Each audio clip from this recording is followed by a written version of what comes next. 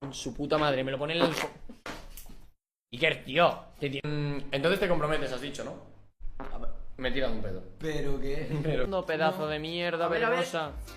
¡Hostia! Se ha cagado, me acaba de agujerear el cojín. ¿Lo ha dicho eso? Eso Yolanda. Ah.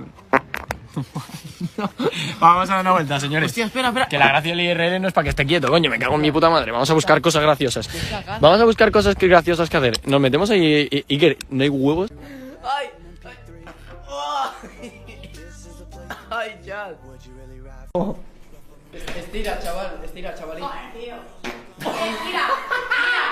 Encima de que hace calor este hombre, yo te lo juro que lo... Ay, de verdad, Me he cagado. de verdad.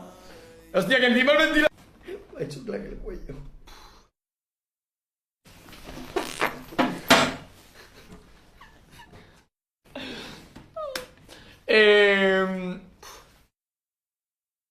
Y where para you. Espera.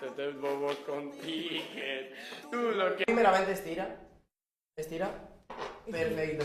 Y esto lo dejamos aquí en el directo. Oye, ¿has olido que huele muy bien, tía? Que, bueno, que, a ver, chat, que estábamos aquí, de repente, a ver, os sentáis